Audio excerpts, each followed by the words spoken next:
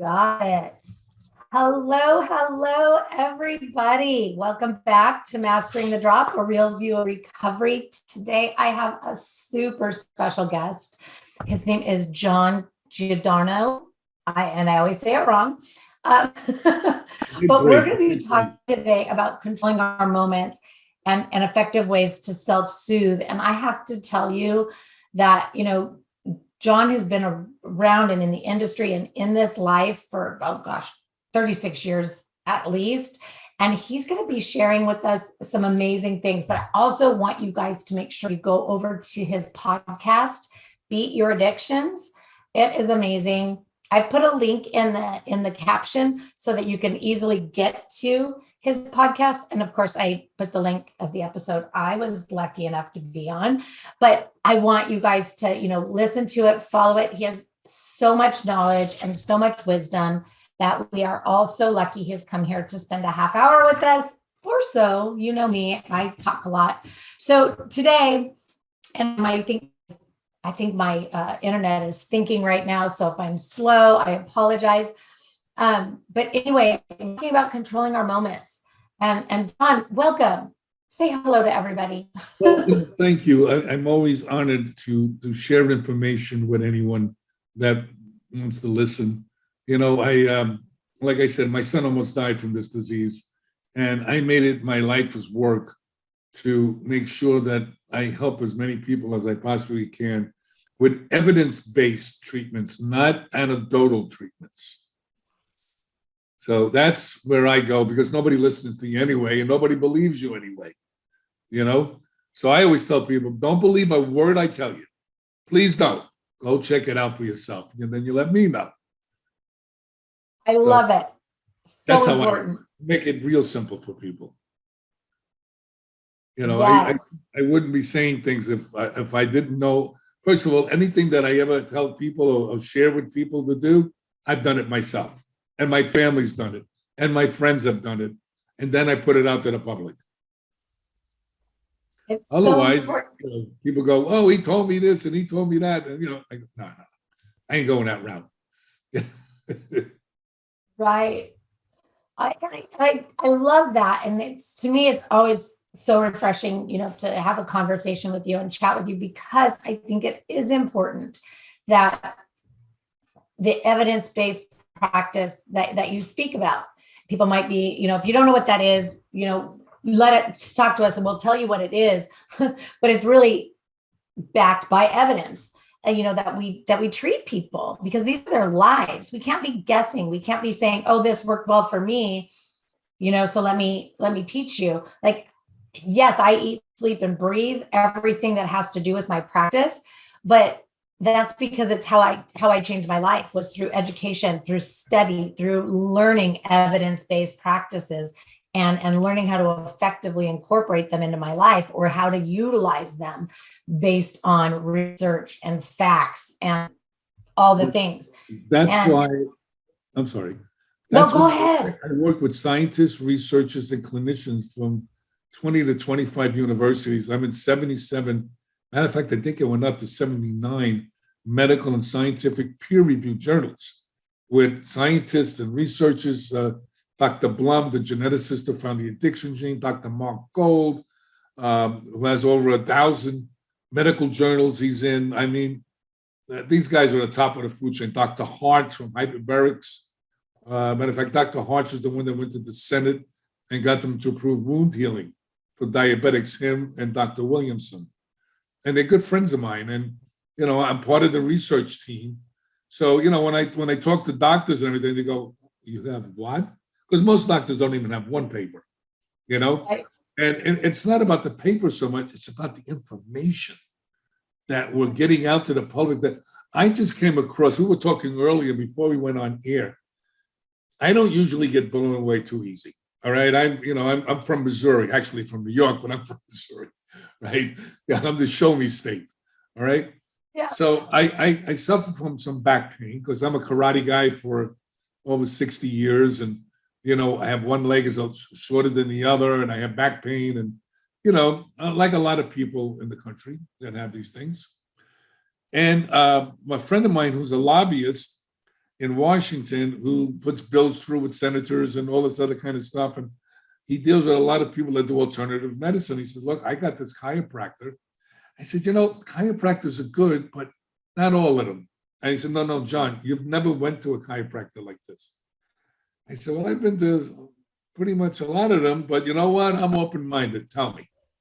All right. I'm a little resistant like anybody else in the world, I guess, So my wife and I go. He gives us a test. It was an interesting test that blew me away too.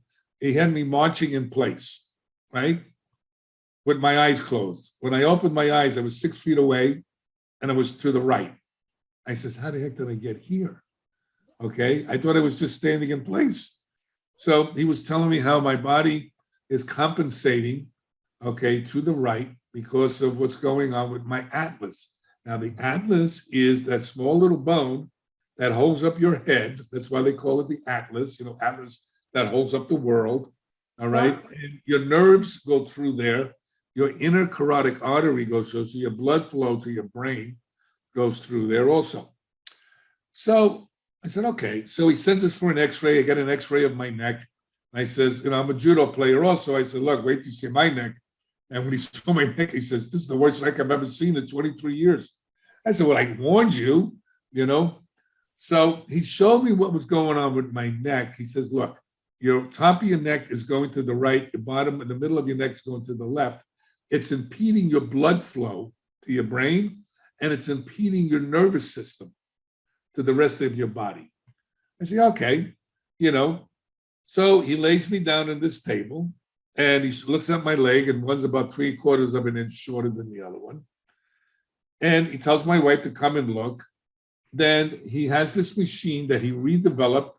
It was a previous version, and he redeveloped this machine. And what happens is he calibrates it, and this bar, it doesn't even touch your neck. It's just right close to your neck, and it sends a pulse, okay, to your atlas, and that's how it straightens the atlas out. And, it's a frequency. He tells my wife, go around to the other end of the table where my feet were and look at his feet. They were even. That is so amazing. He didn't touch me with his hands. I thought this was just a magic trick or something, right?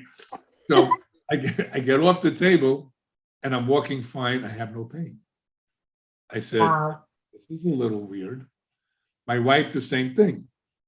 So the next morning we get up and I can see better. And I'm saying, what? I said, Michelle, is this real? She says, you usually wear glasses to read those things. I said, no, I don't need them. All right. That's insane. She usually gets night sweats. Okay. Gone. And the third thing, our mood was elevated. Not that we were down, it was just elevated. So when I went back to his office, we had to get another x-ray, and he shows us the neck side by side, and you can see the difference.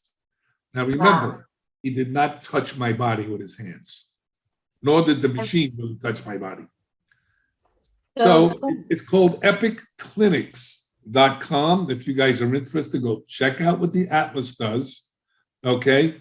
It's in Clearwater, Florida. And the reason why I was so interested in it, besides from personal reasons, when addicts, or before they're even addicts, people that have accidents and they injure their knee or their back, and we put them on opiates or opioids, and then they want to get off them. Okay, they become addicted to them, and then they want to get off them. So we send them to detox. We get them off of it. But what do they do about the pain? Oh, you can stretch, you can do yoga. That may be good for certain people, but not all people. No. And this takes care of the pain. So amazing. So people say, well, how long does it last? Well, first of all, if you're twisting your neck and you're doing certain things that you're not supposed to, he tells you what you're not supposed to do. Okay? Because it can go out of place, and then you have to put it back. Now, I asked him, how long does this last? He says, everyone's different. One person was 7 years. Another person was 2 years. Another person was 2 months. Another person was a month. Another person was 6 months. everybody's different depending how they follow directions. Well, I think it's super important that we even talk about that. Everybody is different. So everybody's recovery journey looks different. Everybody's tolerance or ability to control their moments, to self-soothe, to redirect, to have distress tolerance, to have emotional. Everybody is different and unique.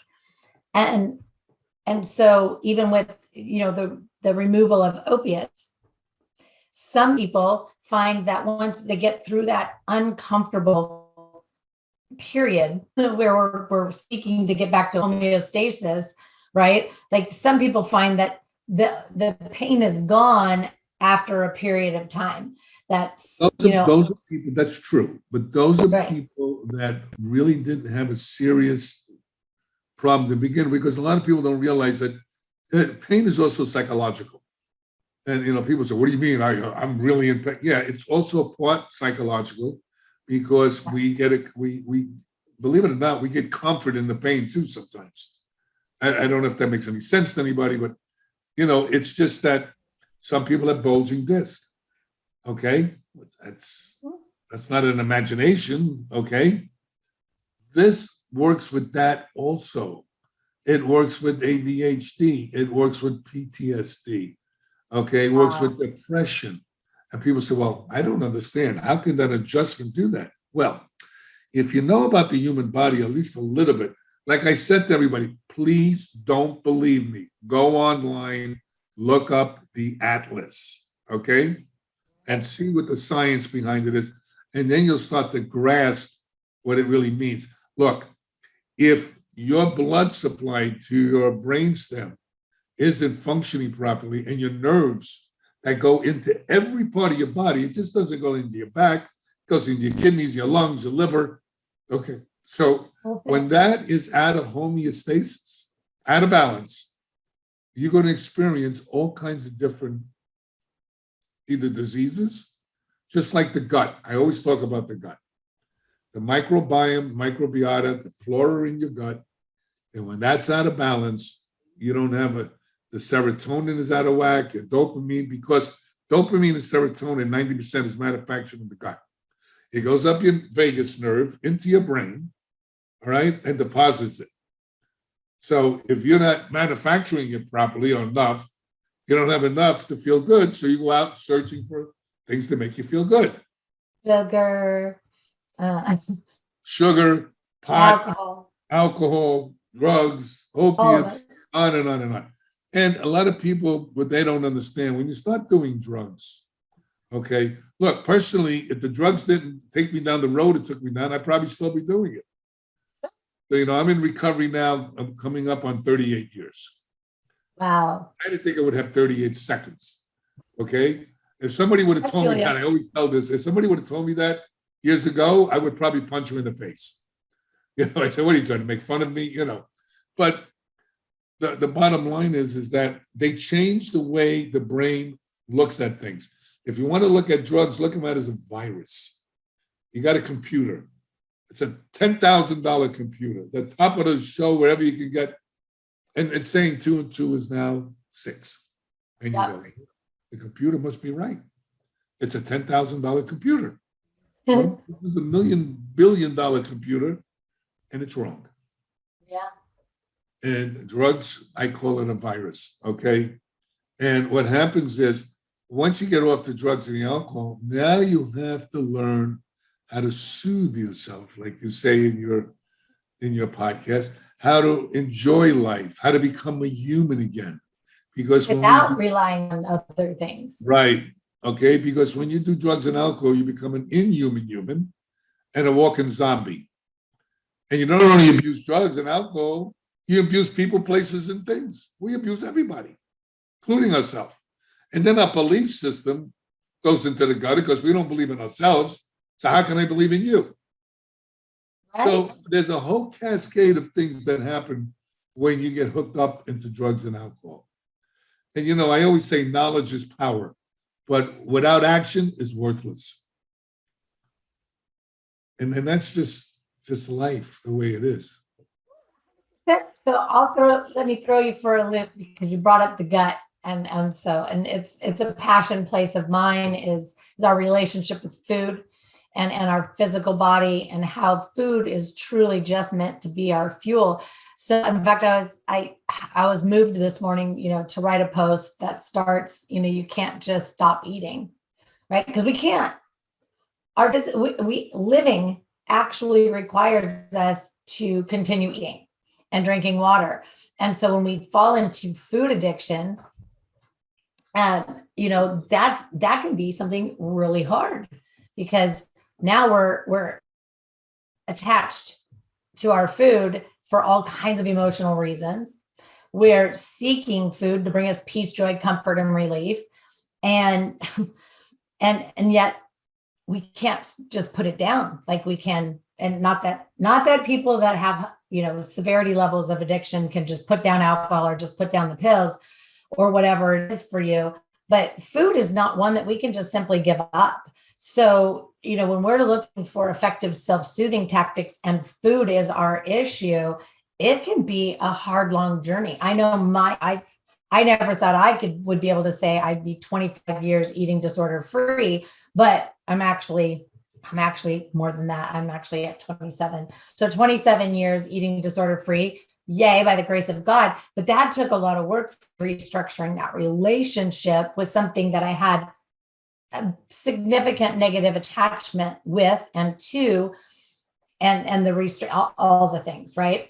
So for me to restructure that relationship and find other ways to soothe or to feel in control of my life, because with food, whether we're restricting or whatever we're doing, depending upon our relationship. With food, it's a control issue. Right. It's a control issue. Yeah. So I had to learn how to control my moments a lot differently, because I'll tell you what, my eating disorder almost killed me because I was a restrictor. Right. Right. Well, restrictor who was an sugar addict. I don't know. It was kind of weird. Well, when I tell people about eating, look, if it tastes good, it's probably not good for you. Look, I don't eat perfect either. And, I'm 75. I work out. I eat the best I can. I don't take any medications. I don't do any of that stuff. And I take my nutrients, and, I do the things that I need to do. I meditate, I get massages. If you can't afford massages, have your friend massage you. There's different ways of doing things. And even when I was homeless, when I got divorced, and I lived in a room that a friend of mine loaned me after I got into recovery, I thought I was in hell. I said, this is recovery. This sucks, And the bottom line is that I learned to look at things differently. That's why I wrote this book. And I suggest people get it, because it's my life story.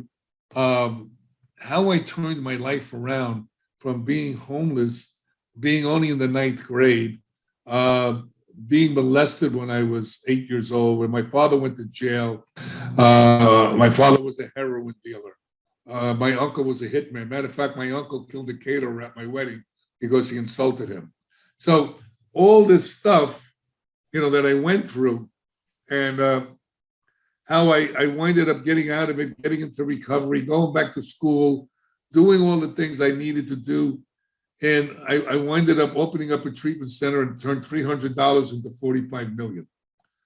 I mean, look, if you would have told me that, I would have laughed at you, And we never was in it for the money, my partner said. We really were trying to help people. We were broke as a joke. We had creditors chasing us, and we were putting people in treatment because they wanted treatment, they needed it. So we said, and then God blessed us, And this is the book. It's called The Kid from the South Bronx Who Never Gave Up. And I wrote it to help people, to show them, no matter what happens in your life, no matter what kind of family you have, no matter if you're a drug addict or not, no matter anything that goes on, never give up. There are no failures in life. There's only lessons.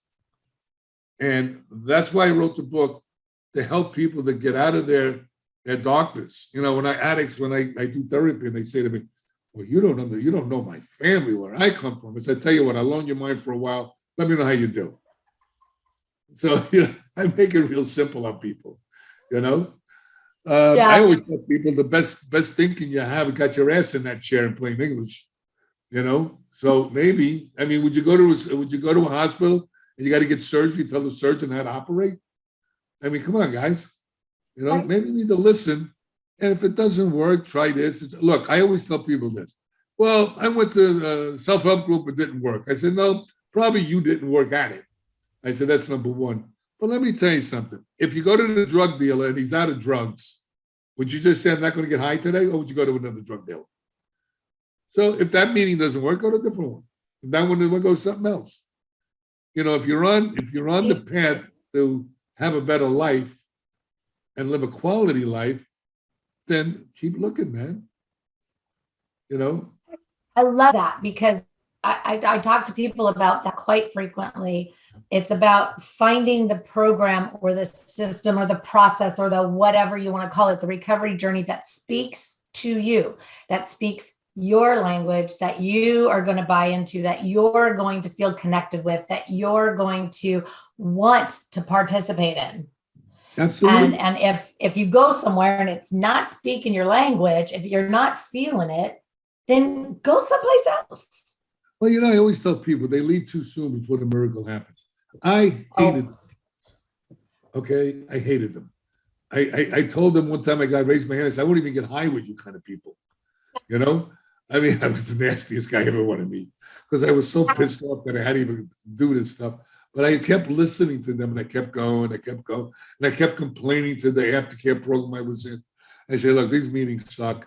I mean, this guy's looking to pick up this girl. They're probably making deals out in the back. And I didn't go here to get a new religion. I'm a recovering Catholic, you know. So, you know, it was like, but I kept going. And here I am, 38 years later, almost, doing the same thing. Yeah.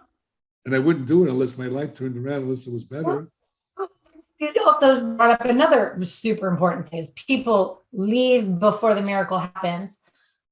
But also, and I don't know about everywhere in the US, because I haven't studied, you know, the statistics across the US lately with treatment length. But I can tell you here in California, we're lucky to keep them for 28 days.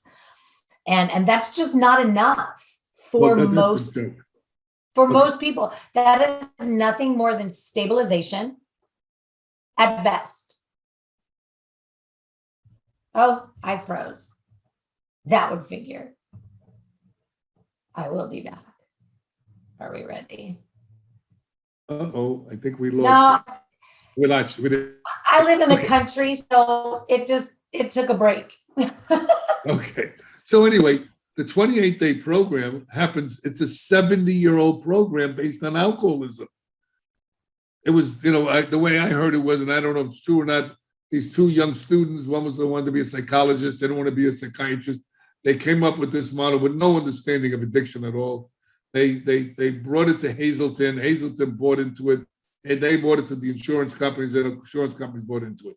The only problem is it's 70 years old, okay, based on alcohol. And as we know, drugs are so much more powerful. Not that alcohol doesn't damage you, but drugs really damage you faster and more. So the bottom line is that there should be a 60 to 90-day period in treatment, depending on the severity of the illness. And we can't just keep talking, okay, to the disease. So what does that mean? Okay, look, guy come in, he's depressed, right? Yeah. Why are you depressed? Oh, he's got low self-esteem. Mommy left you when you were 3. Daddy left you when you were 5. He beat you. Okay, that's part of it. Well, let's check him medically. Nobody's looking at medically, okay? You have a low thyroid. You're going to have depression and anxiety. You have leaky gut syndrome, H. pylori infection, depression and anxiety. Closed head injury, depression, anxiety, suicidal ideation, and behavioral problems. Hypoglycemia, especially for alcoholics, depression and anxiety. Low testosterone, high testosterone, depression and anxiety.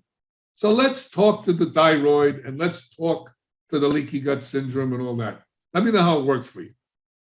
We're not treating people comprehensively. we're doing in a narrow view of the world. We're only looking at them psychologically, which is important, but that's not the whole enchilada. See, I'm Italian, so I like to look at life as a pizza.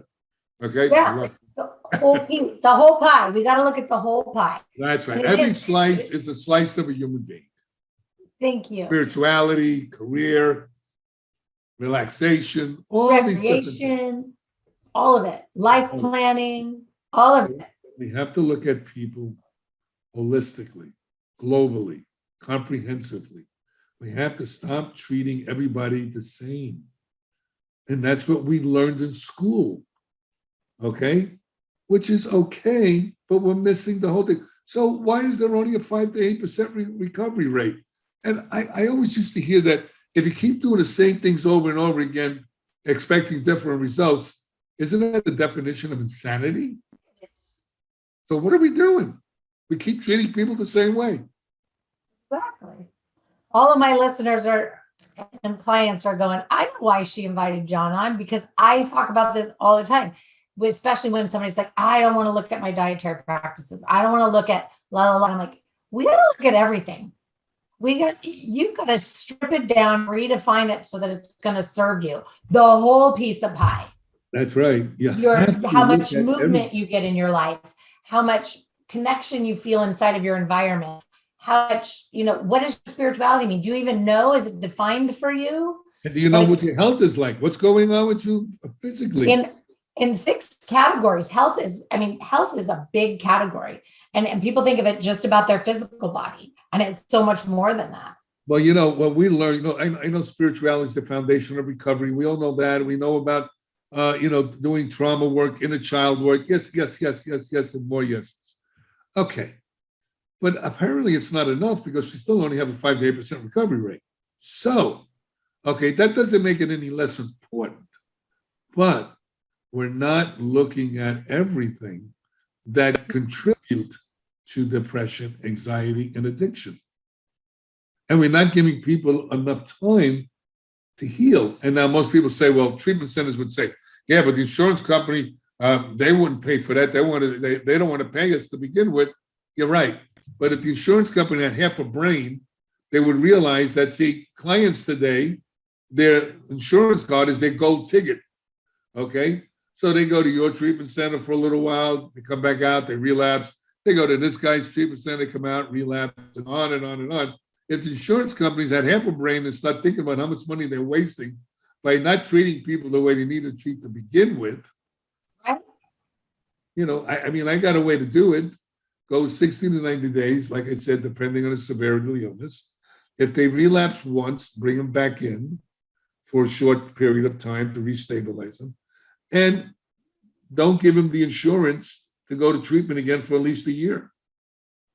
Period. There has to be consequences. And people say, oh, you can't do that. People are going to die. They're dying anyway. They're dying anyway. And the bottom line is this.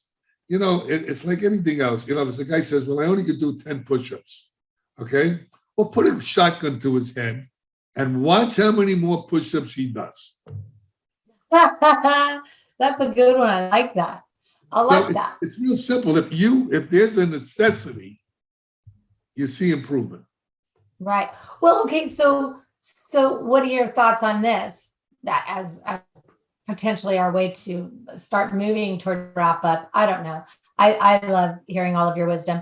But so if we know, and there's clinical papers and documentation on the fact that post-acute withdrawals, symptoms and syndrome, whatever you want to call it, truly exist, and that it's been proven to stick around for a good 2 years. I'm not saying we have to have treatment for 2 years, but how about long enough? You picked on my favorite subject. Oh, I teach everybody at the first day I meet them. I'm like, what do you know about post-acute withdrawal? Okay, so post-acute withdrawal syndrome. You ask a doctor, what do you do for it? You know what they tell you? Just what you said, time. Guess what? That's not true. It's not. You could eating the way that you feed. Oh, you got something better? Oh, absolutely. I love it. I got something that I know works. Bring it on. Hyperbaric medicine. Okay. It's oxygen under pressure. What is post-acute withdrawal syndrome anyway? It's a brain damage. You have brain damage. You have cells in your brain, okay, that are damaged or laying dormant. So when you quit, your brain is not functioning properly. The mechanism of action that manufactures dopamine, also that receives dopamine, is malfunctioning because you're using drugs and alcohol to feed the dopamine. You see? So you got to treat your gut, and you do hyperbarics, which is oxygen under pressure. And the bottom line, we did that with our patients, and post-acute withdrawal went away. Oh my God, that is amazing. Oh, yeah. Yeah, well, That's amazing. Israel just did a more amazing than that. Israel just did a study. You guys can look it up if you want to go find it. It's in Israel. On hyperbarics, if you do it 5 days a week, an atmosphere of 2 for 90 minutes, okay, a day, 5 days a week, 3 months, you shorten your lengthen your telomeres 20%. Your telomeres are the ends of your chromosomes that tell you your biological age. In other words, your cellular age, not your chronological age. So you could be, let's say, 75, and you can really be 55, or you can be 105, according to your cells. Okay. So they just grew 20%, the telomeres, because as you get older, the telomeres get shorter. Go look it up, guys. Don't believe me. Okay? I'm gonna look it up. Pretty wild stuff. There's stuff out there. Stuff. There's stuff out there that the insurance companies don't pay for that work. And I love it because I mean, I'm sitting here and I managed to get through my post-acute withdrawal periods, right, by really paying attention to the foods that I ate, and it drastically reduced them, I have to say. But along with a lot of other different, learning psychological skill sets and tactics that allowed me to sit in and move through it without getting the efforts. But for, so there are alternative things that will help lessen it. If you're really interested in just missing it altogether, check out your local hyperbarics, right? Write down what John just said. And you'll go back, hit rewind. Most people that get through pause, what happens, they wind up relapsing because they can't handle the depression, they can't handle the anxiety. Yep. And that has to do with your gut, and that has to do with your food, and that has to do with exercise, depletes stress. Stress depletes dopamine. Exercise depletes stress and increases dopamine. So if you start exercising on a daily basis, at least I'm not talking about anaerobic, I'm talking about aerobic, where you're breathing a little heavier, okay, at least 5 days a week, you're going to see a big difference in your mood. And if you do what I told you in the beginning with the Atlas, okay, man, let me tell you something. It's some wild stuff out there. And, I'm looking for it. That's how our treatment center became so successful. We did all the latest stuff that nobody was doing. It was G&G Holistic Addiction Treatment Program. We did hyperbarics, we did massage. And maybe so massage gets, and a lymphatic massage gets drugs out of your body on a cellular level. That's number one. We did aromatherapy, we did biofeedback, neurofeedback. We did light and sound therapy. We checked people's allergies. We did heavy metals to check to see if they had heavy metal toxicity. All of this stuff that nobody was doing. And we had a tremendous, our outcome studies were like mind-boggling because we did a third party. We didn't do our own. Because you do your own, you could tweak them. But we had a third party that did it. Which is always the best, right? And for anybody that's listening, if you're a member of the platform, some of these tests that John is bringing up, like heavy metal testing, et cetera, you can reach out to Melissa Deely on the platform. If you're just a listener, you can either reach out to myself or to John, and we'll help you find a place to get those types of testing so that you can check for yourself. I don't even know what they do. Heavy metals interferes with neurotransmission. It causes people to have that looks like bipolar disorder and attention deficit disorder. Okay, so here we are. Let's get some pills. Forget the pills for now. Let's get rid of the core, what's driving it, instead of fixing the symptoms. And that's what Western medicine does. We're walking cash registers for the pharmaceutical companies. Yep. I worked this entire last year at removing every prescription medication from my life. And I feel amazing.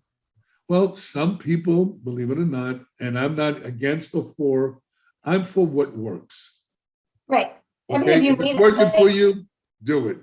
But keep looking. The verdict's still out on the cholesterol. I might go back on the cholesterol med. The verdict's still out, but I'm sure as heck going to try harder with some other things. Make sure you're taking CoQ10. Yep. Because it defeats that enzyme. Yeah, I've got that on order. It should be here any day, with along with red rice yeast and a couple others. Yeah, that'll bring down your cholesterol, but it's also your diet. And some of us are genetically prone for high cholesterol too. Yeah, and I got it from all angles, Yeah. German, Irish, Scottish, Sicilian. So I'm all the cholesterol issues run in my blood, I guess.